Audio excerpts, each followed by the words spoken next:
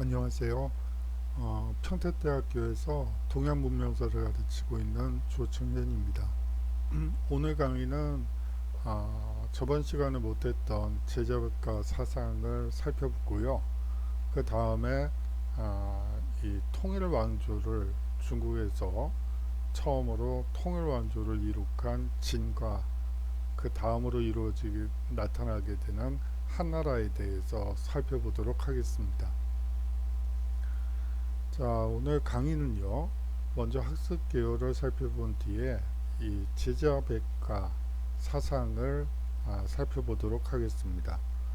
이 제자백과가 왜 나타나게 되었고, 그들이 주장하게 된 내용의 골자, 즉 중국이 통일을 이루기 위한 여러 전략들을 한번 살펴보는 시간이 됐으면 좋겠습니다. 그 다음으로 진의 중국 통일과 이 진이 중국을 통일했지만 35년 정도 통치를 하다가 이제 멸망을 하게 됩니다. 그 직접적인 원인은 진승 오광의 난이라고 볼 수 있는데요. 그리고 연이어 일어난 농민 반란이라고 볼 수가 있습니다.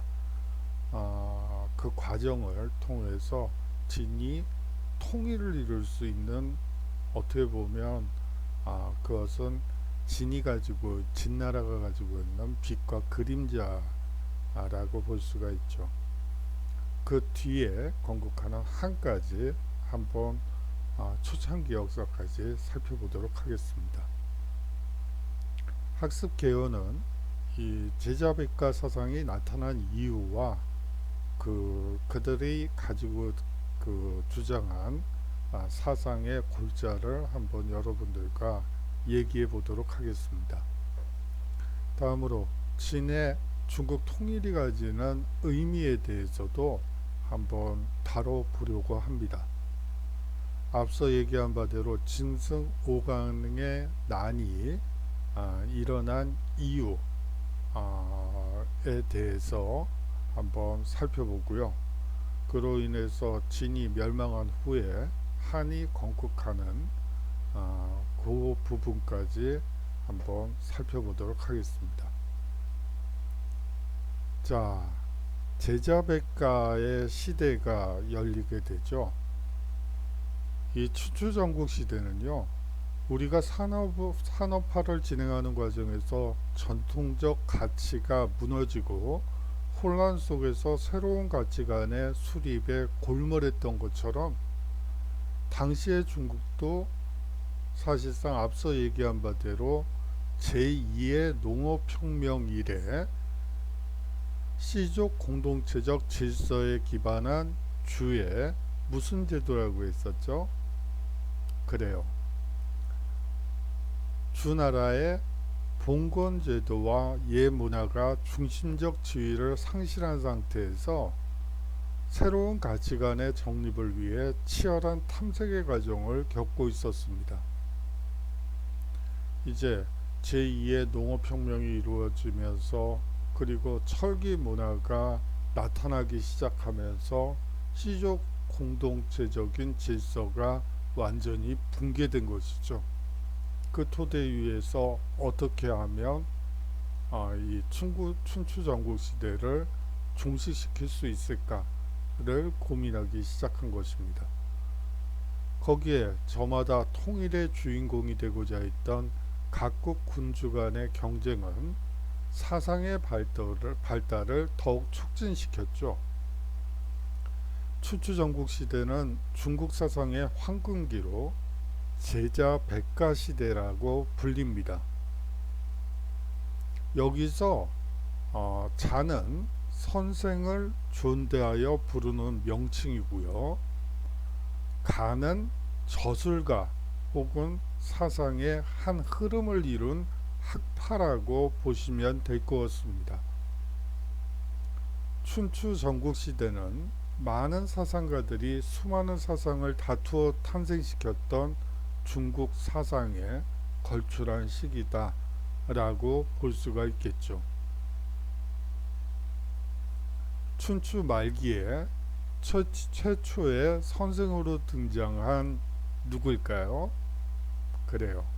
공자는 주대의 봉건적 질서로 돌아갈 것을 주장했던 반면에 전국 초기에 누구는 반전론을 주장하면서 누구일까요? 그래요. 묵자라는 분이 있어요. 이 묵자는 반전론을 주장하면서 만인 평등의 새로운 사회를 건설해야 한다고 혁신적인 철학을 말하기도 했습니다. 자, 공자는 과거로 돌아가야지만 올바른 새 세상을 열 수 있다. 과거에 잘된 측면들을 더욱더 발전시켜야지만 된다. 라고 주장했던 것에 비해서 이 묵자는 전쟁보다는 모든 사람들이 평등하고 자애로워야 한다고 얘기하면서 사실상 정반대되는 얘기를 했던 것입니다. 한편 허무주의자요 문명 비판론자인 누구일까요? 우리가 이것은 노자인데요. 이 노자는 제가 이거를 왜 지금 말을 먹었냐면 뒤에서 할 얘기인데 이거를 여기서 해도 되나 망설이다가 좀 말을 먹었네요. 죄송합니다. 한편 허무주의자요 문명 비판론자이기도 한 이 노자는 모든 인위적인 노력은 오히려 사태를 악화시킬 뿐이라고, 그러므로 자연으로 돌아가 순리에 맡기는 것이 인간이 할 수 있는 가장 최선이라고 주장했습니다. 이들의 사상은 각기 뛰어난 제자들에게 이어져 후대의 중국 사상의 원천이 되었으나 실제로 중앙집권적 통일국가를 지향하던 당시의 군주들에게 채택되고 구현되었던 사상은 역시 무슨가의 사상이었습니다. 역시 법가의 사상이었죠. 자, 먼저 공자부터 살펴보도록 하겠습니다. 죄송합니다. 유가의 시조인 공자의 이름은 원래 공구였습니다. 그의 신분은 귀족 중에 다소 낮은 신분이었던 것으로 추측됩니다. 그는 주 왕실의 전통이 강했던 노나라에서 태어나 어린 나이에 고아가 되어 독학으로 학문을 성취했죠. 그는 세상의 어지러움은 전통의 뭐가 무너져 버렸기 때문이라고 생각했습니다. 예 문화가 무너져 버렸기 때문이라고 생각했던 것이죠. 예가 중요하다고 설명했습니다.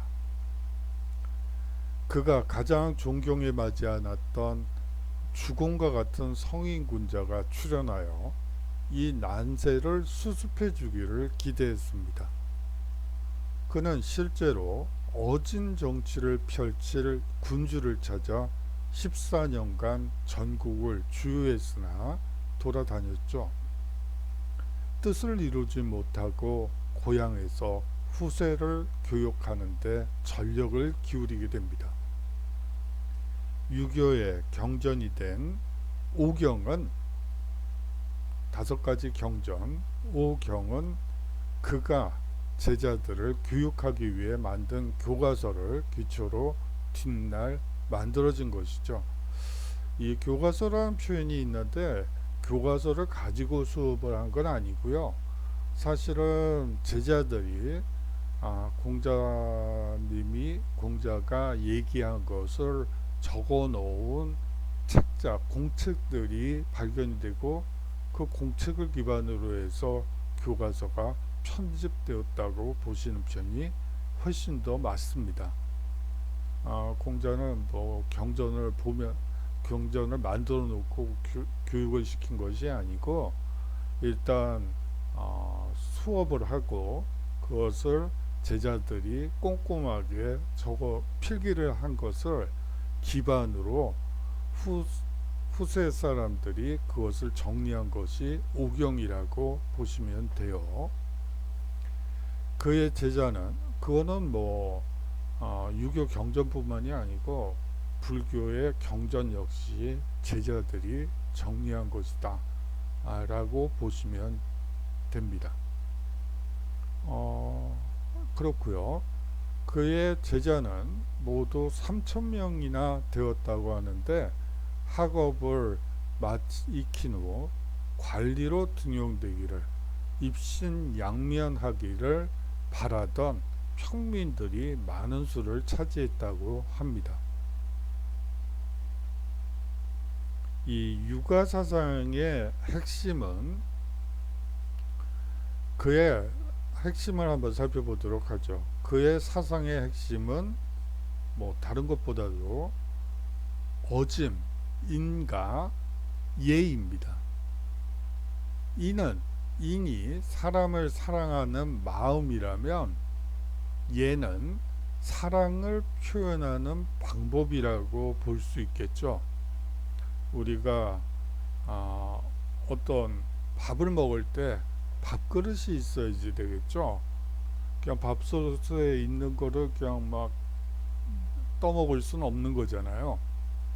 뭐 가족들이 숟가락 가지고 뭐 제다다 한꺼번에 달려들 수는 없는 노릇이고, 이제 밥그릇이 있어야지 밥을 먹을 수 있는 것과 마찬가지로 이 내용과 그것을 담을 수 있는 그릇의 문제라고 여러분들이 생각하시면 될 것 같습니다. 자, 3번은 이러한 덕목이 가장 순수하게 나타나는 첫 번째 장이라고 공자는 얘기했습니다. 무엇일까요?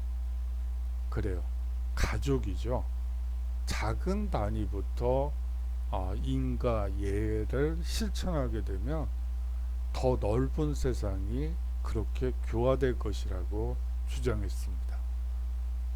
그는 이 가족애를 보다 큰 사회 단위로 차츰 확산시켜 어진 정치를 펼칠 것을 주장했죠.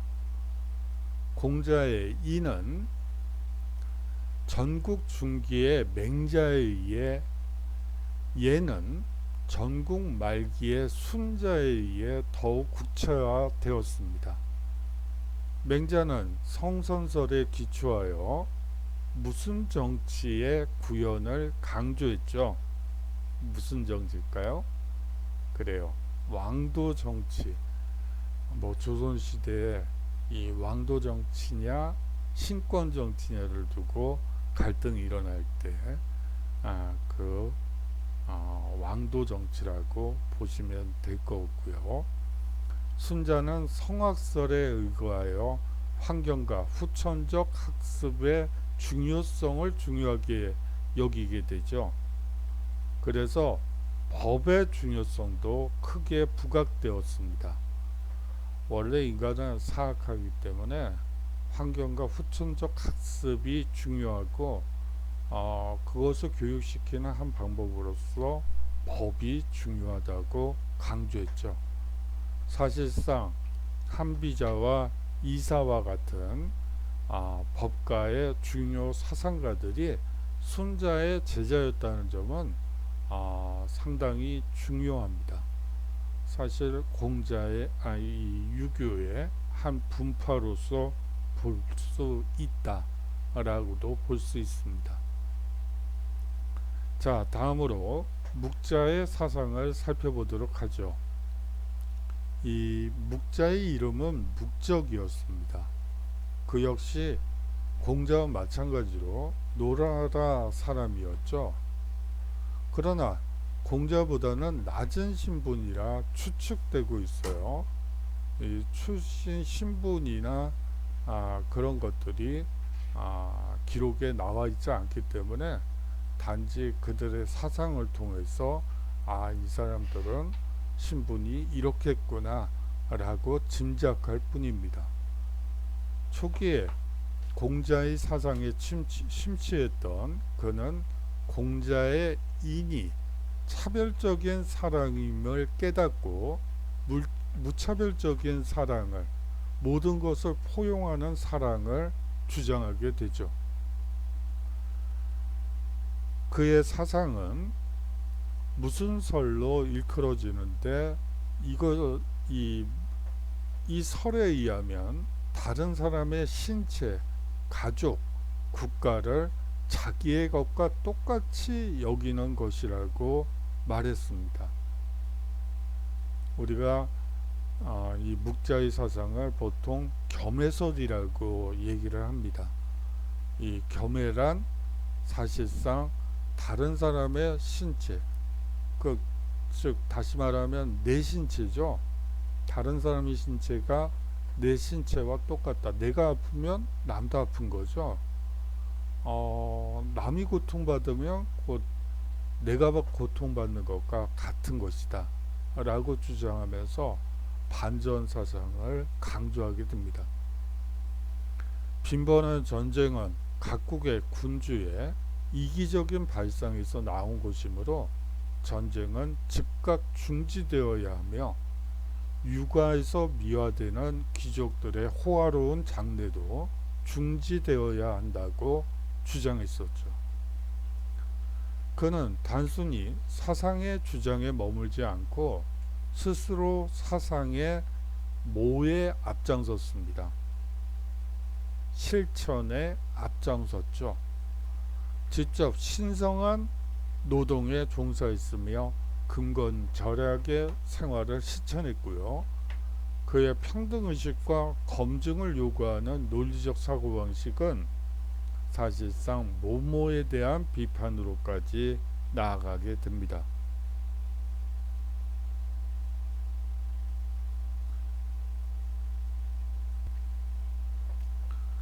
그의 평등의식과 검증을 요구하는 논리적 사고방식은 사실상 귀족적 신분제나 운병론에 대한 비판으로까지 나아가게 되죠.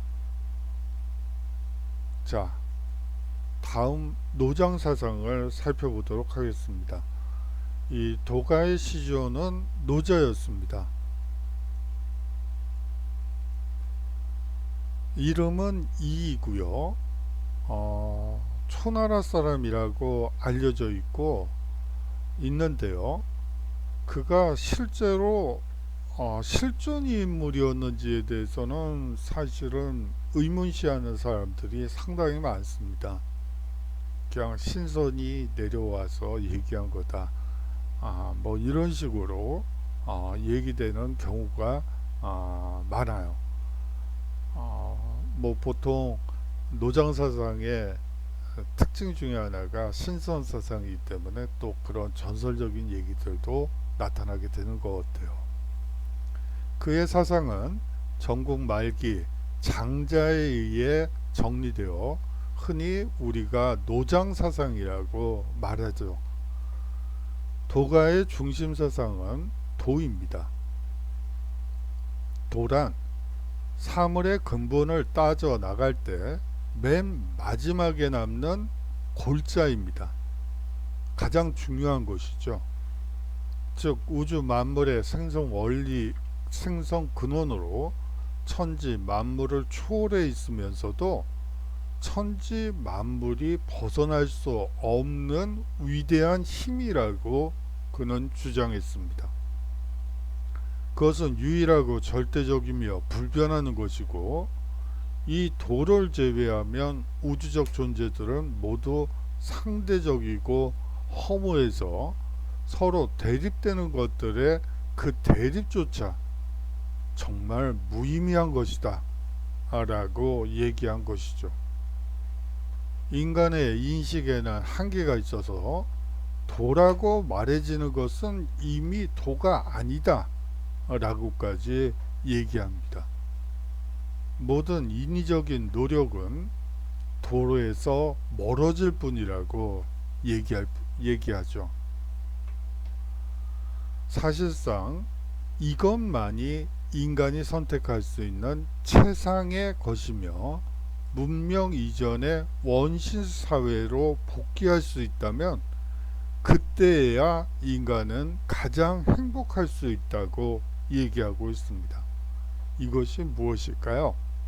그래요. 우리가 보통 노장사상 그러면 무의자연 이렇게 자연스럽게 나오듯이 무의자연만이 인간이 선택할 수 있는 최상의 것, 그리고 문명 이전의 원시사회로 복귀할 수 있다.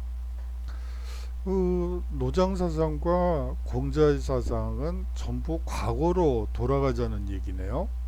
그렇죠? 한번 정리를 해보면 노장 사상이나 공자의 사상은 과거의 세상, 완벽했다고 생각되어지는 과거로 돌아가자. 묵자의 사상은 어떻죠? 아니다. 그것이 아니고 앞으로 나가야 돼. 과거는 잊어버리고 앞으로 라고 얘기를 했습니다. 이 제자백가 사상에 가지는 차이점도 여러분들이 좀 봐주셨으면 하는 바람이 있습니다. 자, 다음으로 법가를 살펴보도록 하겠습니다. 이 시기 현실 정치에서 가장 커다란 힘을 발휘했던 사상은 역시 법가죠.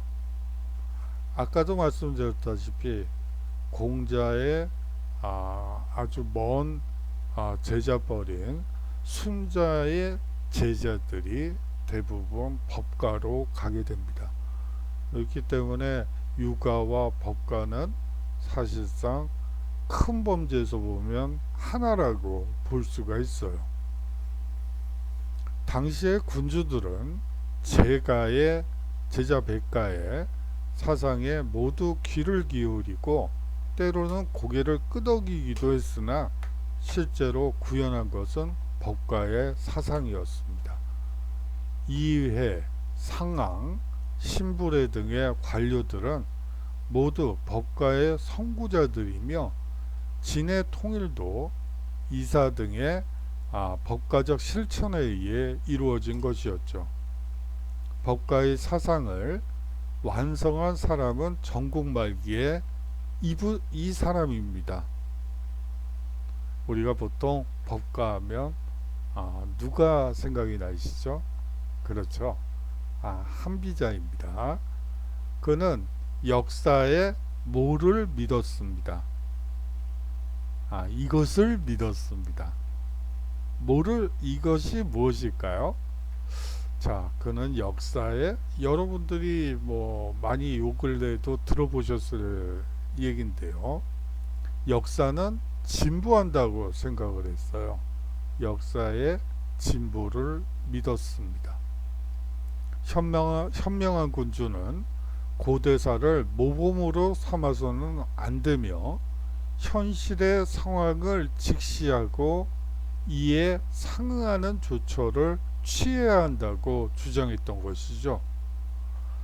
과거는 모범이 될 수가 없고 과거는 잊은 채 앞으로 나가야지 된다고 생각을 했습니다. 봉건제를 타파하고 이것을 채택하며 규범으로서 법과 법을 실천하는 수단으로서 수를 강조했었죠. 자, 봉건제를 타파하고 과거의 잘못된 관행이었던 이 봉건제를 타파하고 소위 말하는 관료제를 채택해야 하며 규범으로서 법과 법을 실천하는 수단으로서의 수를 강조했던 것입니다. 자, 이제 통일왕조 진을 한번 살펴보도록 하겠습니다. 고대 아시아 최초의 역사적 사건이라면 아마도 기원전 3세기 말에 이루어진 중국 통일일 것이라고 생각이 듭니다. 그것은 첫 중화제국의 출현이었죠. 진시황은 기원전 230년 한나라를 정복을 시작으로 조, 위, 초, 연을 차례로 격파하고 마지막으로 제나라를 멸망시킴으로써 통일의 대업을 완성했는데, 그때가 기원전 221년이었고요. 이 통일 과정은 불과 10년 만에 이루어진 대역사였습니다. 통일은 그렇게 쉽사리 이루어진 것도 진시황 개인의 영웅적 역량에만 의존한 것도 아니었다. 사실 이 진의 통일은 130년간의 개혁의 성과물이었지, 진시황의 개인적 영웅 혹은 뭐 그냥 통일이 이루어질 시기가 됐으니까 통일이 된 거 아니야? 이런 식의 얘기는 진의 통일에선 그런 역사는 존재하지 않죠. 어느 날 자고 일어났더니 백만장자가 됐다더라. 이거는 사실은 말이 안 되는 소리죠. 물론 그런 생각은 들죠. 들긴 한데 그랬으면 좋죠. 그러면 좋겠죠. 그렇지만 그럴 일은 없어요. 통일이 그냥 이루어지는 건 아니죠. 그러면 어떤 과정을 통해서 통일이 이루어지는지 한번 살펴보도록 하죠. 그것은 이미 기원전 4세기 중엽 누구의 개혁으로부터 준비되어 온 것이었습니다. 누구일까요? 이 상앙이라는 사람이 있습니다. 제가 이 글씨를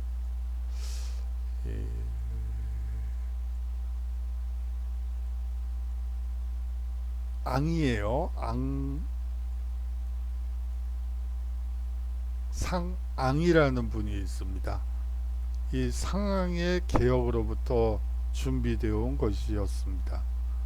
이 사실상 진시황이 최초로 통일을 이룬 시점으로부터 장장 130년 전의 일이었죠. 이 상앙은 위나라 사람으로 진의 효공 때 재상으로 등용되어 전반적인 개혁에 착수하게 됩니다. 그는 엄격한 법의 집행을 통해 부국 강병을 적극 도모함으로써 강력한 왕권을 출현시키고자 했죠. 이 상앙은 제가 잘못 썼네요. 상앙은 철제 농기구와 이것을 장려함으로써 농업 생산력을 향상시켰습니다. 우리가 보통 이 철제 농기구와 우경을 장려함으로써 농업 생산력을 향상시켰죠. 생산 기술의 발달로 농경 방식이 집단 경영에서 전체 마을 주민들 전체가 한꺼번에 농사를 짓던 어떤 이거는 내 땅, 이거는 남의 땅 이렇게 구분하는 것이 아니고 전체 땅을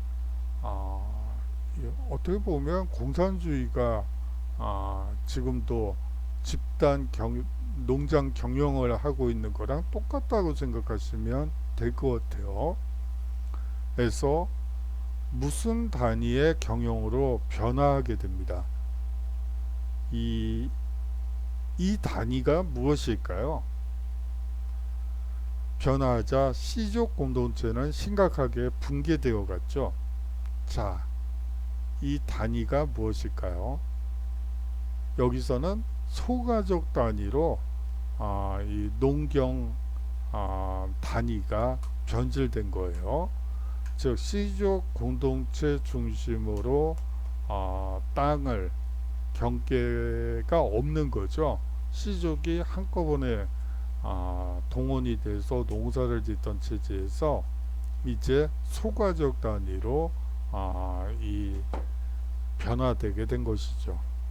상황은 이 소가족의 독립을 적극 추진하고 소위 말해서 호적 정리를 통해서 이제 부모와 자식으로 이루어지는 그러한 소가족 단위의 소가족의 독립을 적극 추진하고 무슨 공사를 일으키는 등 수리 공사를, 다시 말하면 관계 농업을 할 때 뚝을 쌓는다든지 수로를 낸다든지 그러한 수리 공사를 일으키는 등 이를 지원함으로써 강력한 중앙 집권을 꾀했습니다.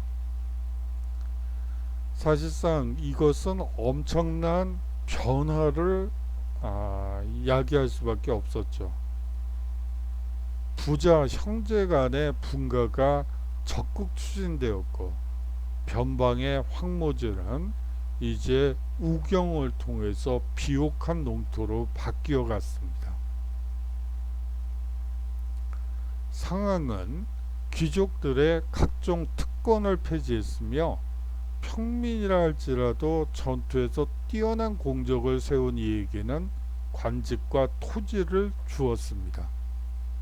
다시 말하면 귀족들의 각종 특권을 폐지하고 평민이라 하더라도 전공을 세우거나 중요한 업적을 남긴 경우 관직과 토지를 주었다는 얘기죠. 작은 취락을 통합하고 이 제도를 실시함으로써 권력의 중앙 집권과 농민에 대한 직접적인 통제를 강화시켰습니다.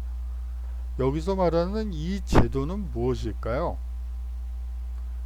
보통 진시황의 개혁 중에 군현제도라는 것이 있습니다. 작은 취락을 통합해서 군현제도를 실시하고 관료를 파견하게 되는 것이죠. 그렇게 하면서 농민에 대한 직접적인 통제를 강화시켰던 것이고 권력의 중앙 집권을 가능하게 했던 것입니다. 이제 왕은 이것을 작성하고 군현을 직접 지배하기에 이르렀던 것이죠. 자, 호적을 이제 국가에서 작성하게 됩니다. 이제 세금을 군대에 갈 수 있는 장정의 숫자를 정확히 기록하고 또 세금을 낼 수 있는 평민들을 정확히 기록하게 되는 것이죠. 이렇게 해서 광범위하게 성장한 무슨 농민층으로부터 기하급수적으로 늘어나는 재정의 수요를 충당했을 뿐만 아니라 끊임없이 일어나는 전쟁 병력을 충원함으로써 강력한 군대를 구성할 수 있게 됩니다.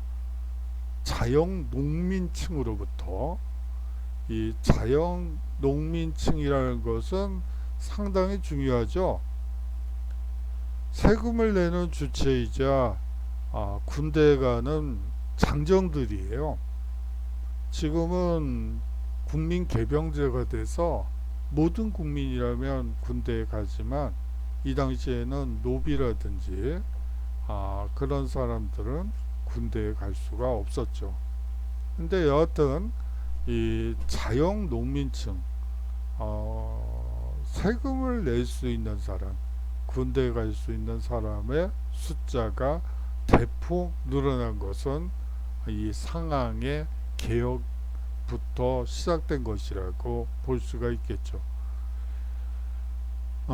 세금을, 현대 사회에서 세금을 늘리려면 국가 재정을 확충하고 하기 위해서는 방법은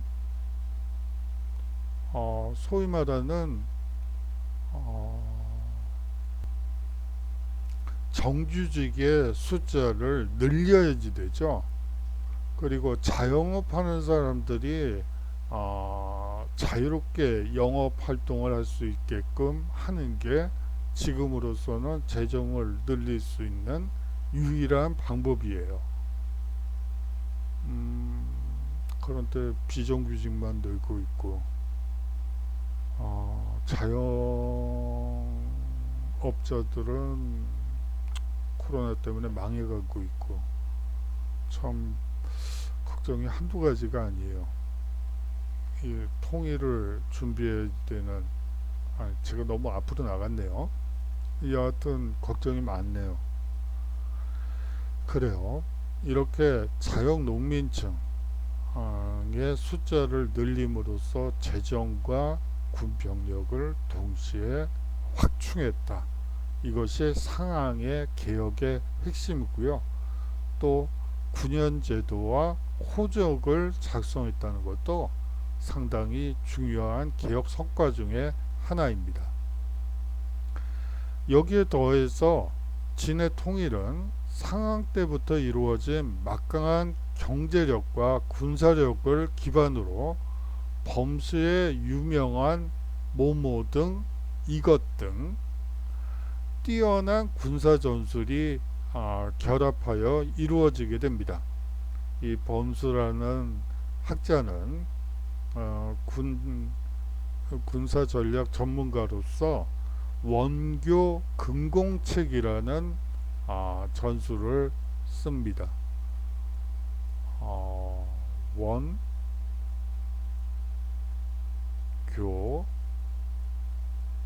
먼 나라와는 가깝게 지내고 근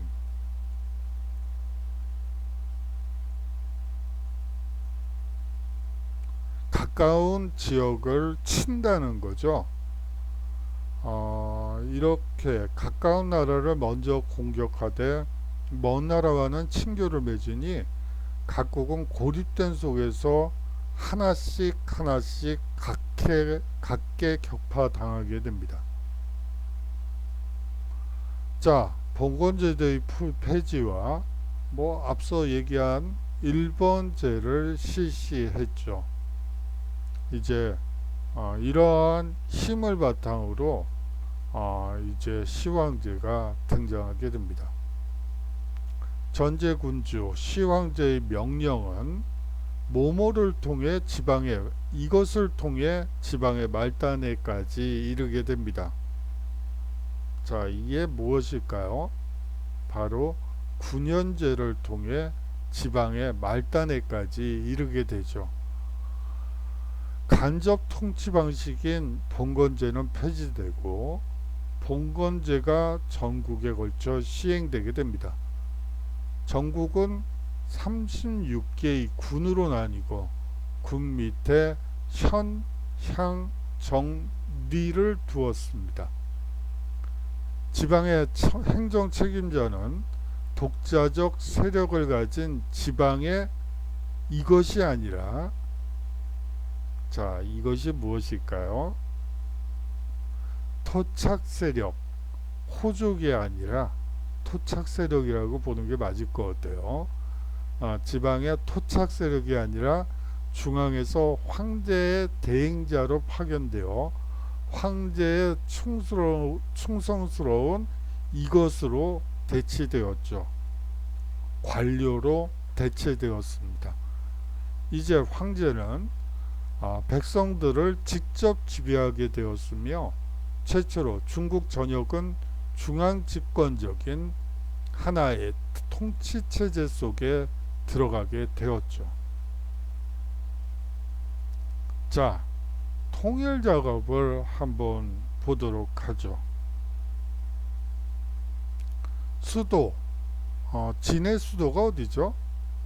이것으로부터 지방 각지로 뻗어나가는 방사선에 이것이 정비되어, 이게 2번인데 제가 잘못 썼네요. 자, 수도 함양으로부터 지방 각지로 뻗어나가는 방사선에 도로망이 정비되어 황제의 명령이 전파되었고 반란군이 발생했을 때는 신속한 진압이 가능하게 되었습니다. 또한 도로 건설 과정에서 반란군의 근거가 될 수 있는 성벽이나 진지 등이 제거되었죠. 전국의 토착부호 12만 호가 강제로 수도 함양에 이주당했으며, 그래요. 토착부호, 어떻게 보면 여기서 부자라는 게 강조되는 게 아니고 그 토착 세력으로서 지방민들을 거의 국가처럼 통치했던 이 12만 호가 강제로 수도 함양에 이주당했으며, 민간 소유의 무기들은 모두 몰수당하게 됩니다. 진시황은 전국을 5차례에 걸쳐 순행하고 태산 등 명산에 올라 거대한 기념비를 세움으로써 자신의 위엄을 가시했죠. 중국을 하나로 통일한 지는 문자, 도량형, 화폐 등도 통일하여 사회 발전에 기여하게 됩니다.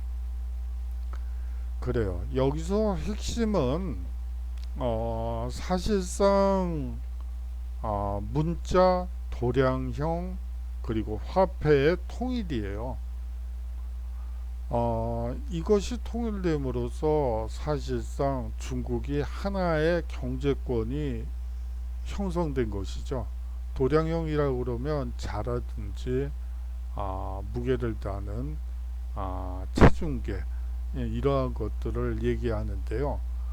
이것은 각 지역마다 각 나라마다 춘추전국 시대의 각 나라마다 문자, 도량형, 화폐가 다 달랐었죠. 소위 말하는 각 지역을 통과할 때마다 소위 말하는 환전이 이루어져야지만 교육이 가능했었죠.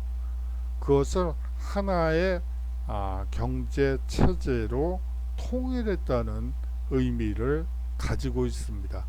우리가 그냥 도량형 화폐 통일 뭐 이렇게 얘기를 하면요, 사실상 너무 막연하죠.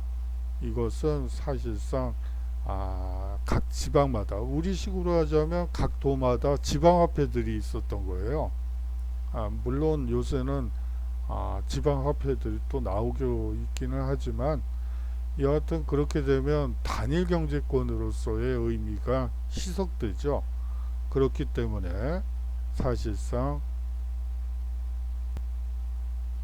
도량형과 화폐의 통일은 상당히 중요한 의미를 가지고 있습니다. 이 문자 통일도 상당히 중요한 의미를 가지고 있죠. 뭐 문자를 통일한다는 얘기는 사실은 표준어를 만든다는 개념과 같은 말이에요.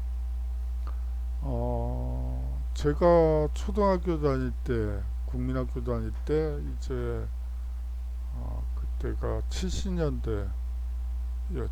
70년대 이제 초반이네요.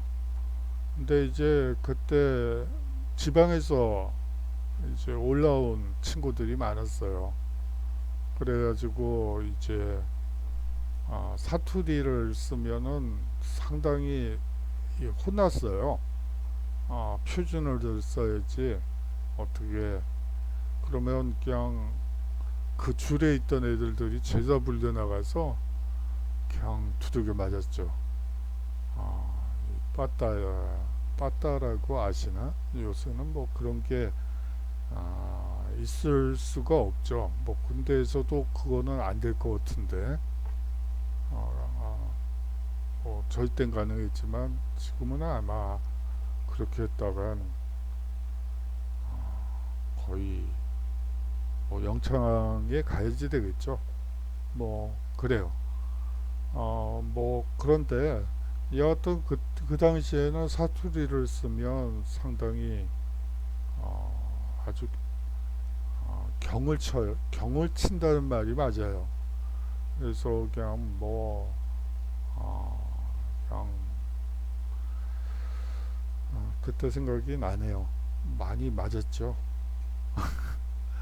학생이 저희 반이 90명이었어요. 어, 저희 반이 90명이었고 제가 다니던 옆 초등학교는 120명이었어요. 아유, 뭐 전부 번호로 불려줬죠. 사람 이름이 그 당시에는 거의 없었다. 사람 이름으로 학생들을 부르는 경우는 없었고 1번부터 10번까지 나와 70번부터 90번까지 나와. 그래서 이제 엉덩이 두들겨 맞고 뭐 그런 기억이 나네요. 그리고 이부제 수업을 했었어요. 워낙 많다 보니까 학생 수가 워낙 그 당시에는 워낙 많다 보니까 학교를 오전반, 오후반으로 나눠가지고 다녔었죠.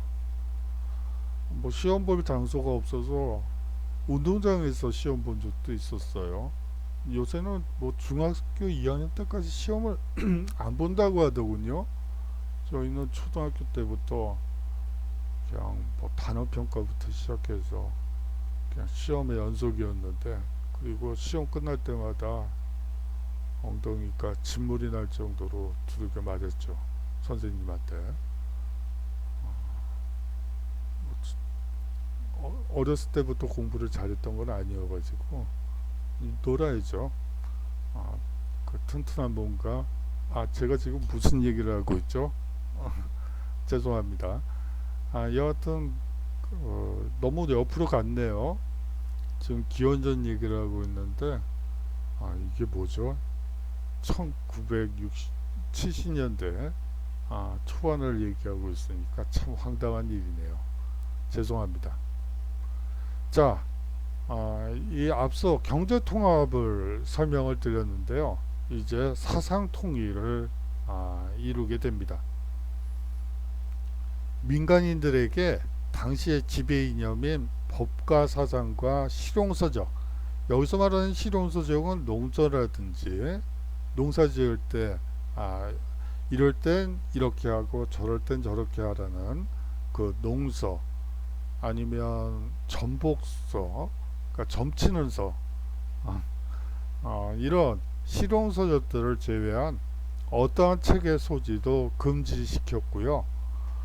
관리가 아닌 사람의 자유로운 학술 및 정책 토론도 금지되었습니다.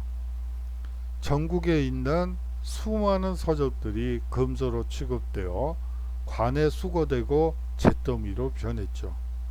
이를 뭐라고 합니다. 둘 중에 하나 찍으시면 되죠. 죄송합니다. 분서입니다.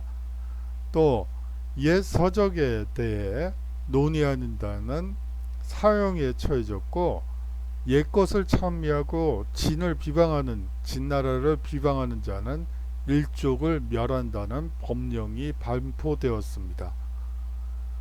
이듬해에는 이에 비판적인 유생 460여 명이 생매장 당하는 이른바 갱유 사건이 일어나게 됩니다.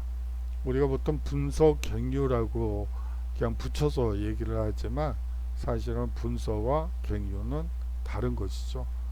하지만 큰 틀 속에서는 같은 거기 때문에 우리가 분서 갱유라고 얘기를 합니다. 이를 말렸던 그의 장자 부소도 멀리 번방으로 쫓겨나게 됩니다.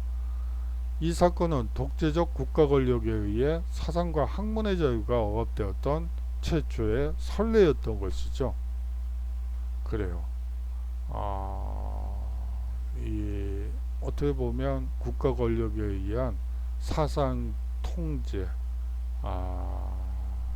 그리고 책을 소지하지, 무슨 책을 읽던 자유로워야지 되겠죠. 사회가 발전하기 위해서는 사실상 사상 집회의 자유는 가장 중요한 덕목 중에 하나예요. 그리고 그 사회가 관용적이라는 것을 보여주는, 묵자가 얘기했던 그 겸해와도 같은 얘기이기도 한데요. 사실상 내 고통이 상대방의 고통이 내 고통이다 라고 여긴다면 그 사랑이 넘치는 그런 세상이 되겠죠. 제가 무슨 얘기하다가 자, 본래 이 만리장성은 진시황 때 중국 북방을 위협하던 이족을 방어하기 위해 축조된 것입니다. 이 족은요, 아시아 최초로 기마수를 터득한 유목민족으로 놀라운 기동력으로 중국 북방을 위협하고 있었죠. 바로 흉노족입니다. 아주 흉한 노예. 제가 이걸로 또 한자를 쓰기는 어렵고 흉노인데요. 이게 이응이에요. 죄송합니다. 미음처럼 보이네요. 이 흉노는 흉한 노비, 아주 노비 중에서도 아주 흉측한 것들, 이런 뜻이에요. 그래요. 뭐 이것과 관련해서는 많은 이야기를 할 수 있습니다만 흉노와 관련해서는요. 그리고 이 사람들은 사실상 비단끼리 만들어지는 아주 중요한 세력 중에 하나예요.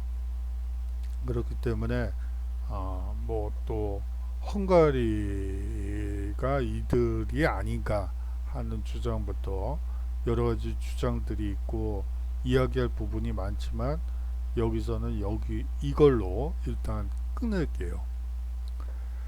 장성은 서쪽의 감수성 임주에서 시작하여 황하 북쪽을 휘돌고 음산을 따라 조나라와 연나라 때 이미 축조되었던 성벽들을 연결하여 동쪽으로 료령성 양평에 이르는데 현재 이것보다 훨씬 북방에 이어져 있었습니다. 비록 기존에 있던 성벽을 연결한 부분이 있었다 하더라도 참으로 엄청난 대역사였죠. 성벽은 단순히 높이만 있는 것이 아니라 넓이도 대단해서 성벽 위로 5필 정도의 말이나 10렬의 병사가 동시에 봉행할 수 있게 되어 있었습니다. 우리가 만리장성을 중국 통일의 상징물로 또 진시황이라는 전제군주의 거대한 권력의 상징물로 바라보는 이유가 여기에 있는 것이죠. 어찌됐든 만리장성의 완성으로 진시황의 중국 통일의 과업은 마침표를 찍게 됩니다. 만리장성은 중국을 그 북방의 유목민족과 구별하는 북방 한계선이 되었고 만리장성 이남으로 표현되는 중국의 영역은 오늘날까지도 큰 변화가 없습니다. 청나라 덕분에 사실상 만리장성 동북변을 차지하게 되었죠. 뭐 사실상 중국의 전통적인 영역은 만리장성 이남이다 라고 그들도 생각하고 우리도 생각하고 그렇게 되죠. 자, 진승 5강의 난을 살펴보도록 하겠습니다. 이 진시황이 이제 죽어요. 뭐 아방궁 얘기도 있고요. 뭐 여러 가지 얘기들이 있지만 그리고 진시황릉도 대단하고요. 뭐 그렇지만 뭐 그것까지 다 얘기를 하게 되면 수업이 뭐 상당히 오래 걸리기 때문에 간략하게 소략했습니다. 자, 진성 5강의 난을 통해서 이제 진나라가 이제 멸망하는 그런 과정을 한번 보도록 하죠. 진시황이 죽은 이듬해 마침내 백성들의 원성은 폭발하기 시작했습니다. 그 대표적인 움직임이 최초의 모로 불리는 진승 오강의 난이었죠. 무엇일까요? 이것이 농민 반란으로 불리는 진승 오강의 난입니다. 진승과 오강은 하남성 남부의 가난한 농민이었습니다. 이들은 기원전 209년 7월 북쪽 변방 수비의 명을 받고 어양으로 향하고 있었습니다. 그런데 도중에 여름 장마가 닥쳐 길이 막혀서 도저히 길 내에 당도할 수 없게 되었죠. 이 진나라의 엄한 법률은 길이 늦어지면 참수형에 처해질 것은 불보듯 뻔한 일이었습니다. 또 그렇게 법률이 정해져 있어요. 뜻을 모은 두 사람이 농민들에게 이렇게 말했다고 합니다. 우리는 이미 기한에 늦어버렸다. 어양에서 우리를 기다리고 있는 것은 사형. 비록 사형을 면한다 하더라도 병경 수비를 맞는다면 두 번 다시 고향 땅을 밟기는 어려울 것이다. 그렇다면 어찌할 것인가? 왕후 장상의 씨앗이 어찌 따로 있겠는가? 여러분들이 고려시대 만적의 난을 여러분들이 기억을 하시나요? 요새는 한국사가 다행히 필수여서 좀 들어는 보셨을 것 같아요. 제가 처음 이제 강의가 시작할 때가 2002년, 2006년이었구나. 2006년이었어요. 그때는 한국사가 선택 과목이어가지고 고등학교 때 한국사를 안 배워도 졸업이 가능하게끔 그렇게 해서 한국사를 안 배운 학생들이 상당히 많았어요. 그래서 뭐 한국사를 국사를 뭐 예를 들려고 한국사 얘기를 하면 그게 뭔가요? 하라는 아주 신기한 얘기 듣듯이 듣던 친구들이 기억이 나네요. 뭐 여러분들은 그렇지 않을 테니까. 이 만적은 그 소위 말해서 노비였죠. 이 노비가 난을 일으키면서 모토가 이거였어요. 왕후 장상의 씨앗이 어찌 따로 있겠는가 였죠. 우리도 똑같은 인간이 아닌가 라고 얘기했던 부분이에요. 자, 다음 얘기로 넘어가겠습니다.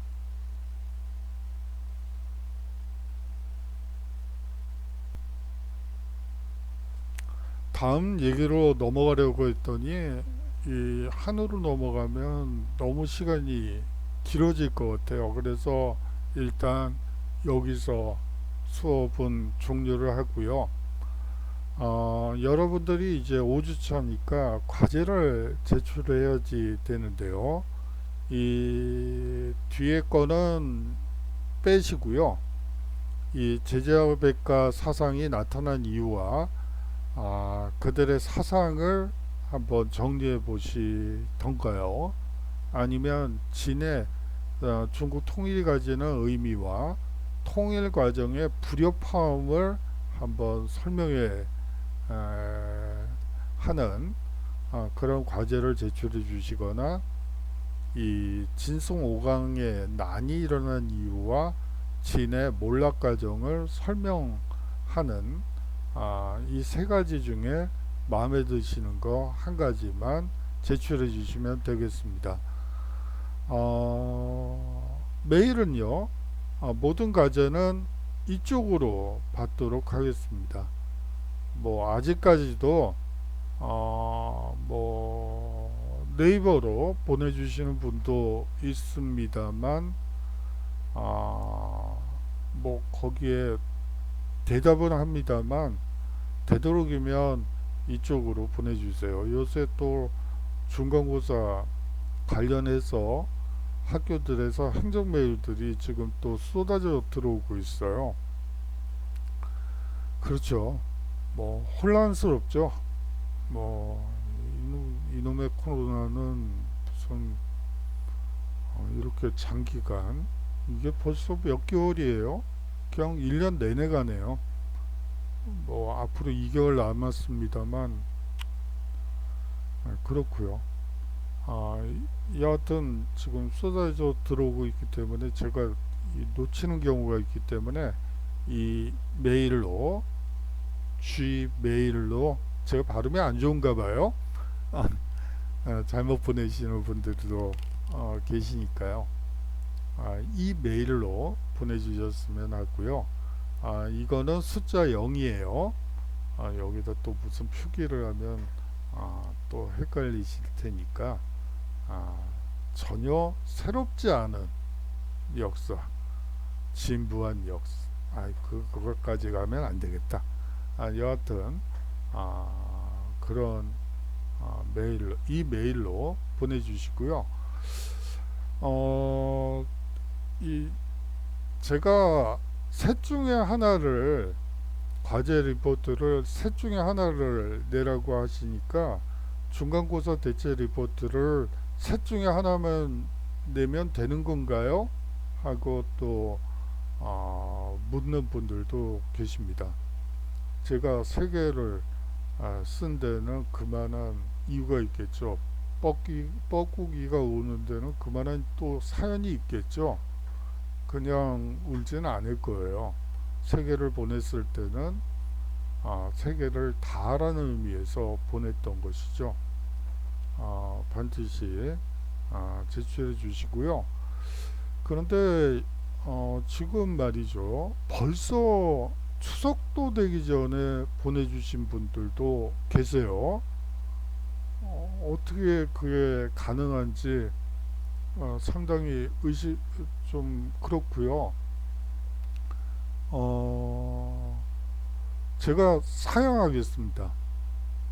추석 이전, 그리고 요번 주까지 온 중간고사 과제 리포트는 안 받은 걸로 하겠습니다. 제가 그 세 가지 주제를 드리고 여러분들께 하라고 했던 거는 한번 조사도 해보고 또 정리를 해서 최종적으로 자신의 의견도 한번 써보고, 그리고 계속해서 한번 수정 보완도 해보고, 이러한 과정을 경험해 보라고 숙제를 낸 것이지, 그냥 중간고사 과제 리포트를 낸 것이지, 그냥 뭐 간단히 조사해서 휙 던져버리는 이거는 제가 사양하겠어요. 그거는 그냥 뭐, 그리고 추석 때 선물을 받으면 안 돼요. 그거는 김영란법 위반이에요. 그건 추석 선물로 간주해서 받지 않도록 하겠어요. 제가 너무 과격했나요? 뭐 여하튼 뭐 다시 보내주실 것이라고 믿고 하겠습니다. 제가 너무 또 과격하게 얘기를 했나봐요. 그래요. 자, 여하튼 이제 환절기예요. 정말 진정한 환절기란 이런 것이구나 라는 걸 보여주는, 여러분들 여하튼 외출하실 때 요새 집에만 계시나요? 그렇게 살면 곤란하죠. 좀 바깥 생활도 하고 그래야지 될 것 같아요. 옷 따뜻하게 입으시고 그 특히 독감에, 감기에 걸리지 않도록 조심해 주셨으면 좋겠네요. 그래요. 2주 정도 비정상 강의가 연장되었어요. 뭐 앞으로도 계속 될 것 같은데 여하튼 건강에 유의해 주시고요. 다음 주에 인사드릴게요. 자, 장시간 강의 들으시느라고 수고 많으셨습니다. 그러면 다음 주에 인사드리겠습니다. 안녕히 계십시오.